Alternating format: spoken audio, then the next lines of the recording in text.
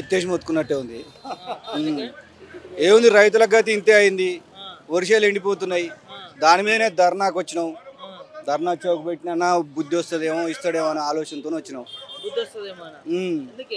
ఏముందన్న, ఇప్పుడు సంవత్సరం కాలం నుంచి హాస్టలే, రైతు బంధు లేదు, రైతు భరోసా లేదు, వేస్తే టేబుల్లో చుట్టూ ఇప్పుడు తప్ప ఏం లేదు. రెండోసారి కూడా పెట్టుకోమని మళ్ళీ అప్పుడే చేసిండు.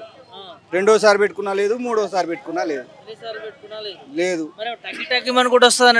ఏ టకీ లేదు, ఏది లేదు. అసలు ఒక్కరు బ్యాంకుల చుట్టూ తిరుగుడు, చెక్ చేసుకుంటే సరిపోతుంది. ఏది లేదన్న. ఎంతవరకు ఇంతవరకు అయితే ఒక్క పైసా తీసుకున్నాడు లేడు. ఎవడో ఒకటి తీసుకునేమో.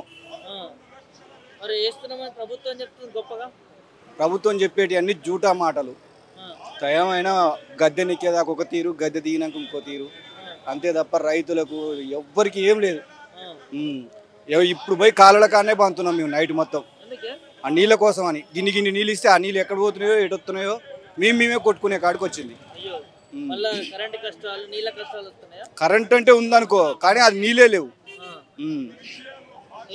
నీళ్ళు లేవు. రేపు మళ్ళీ 10 సంవత్సరాలు వెనకకు పోవాల్సిందే రైతు. 10 సంవత్సరాలు వెనక. కాలువలలో సగం వస్తున్నాయి. ఒక ఎంత 10 ఫీట్లు ఉంటే 2 ఫీట్లు వస్తున్నాయి. అంతే. బాగున్నాయి. అసలు కొట్టుకుంటున్నాం కాలువల కాడ. ఇంకా నీళ్ళెట తాగాలనో ఏమో, మా బతుకులు ఎట్నో. ఊరికి నీళ్ళు కూడా వస్తాయో రావు కూడా అర్థం లేదు.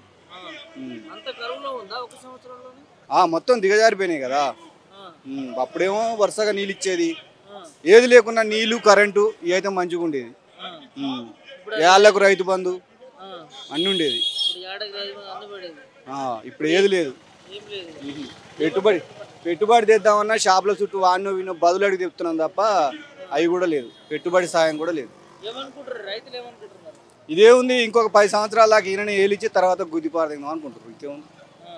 నెక్స్ట్ ఏ పాలన అయినా మళ్ళీ కేసీఆర్ పాలనే కావాలనే ఉద్దేశంలో ఉన్నారు.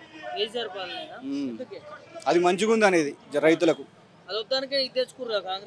కావాలనే తెచ్చుకున్నాం, అలానే పడుతున్నాం అంటారు ఇప్పుడు.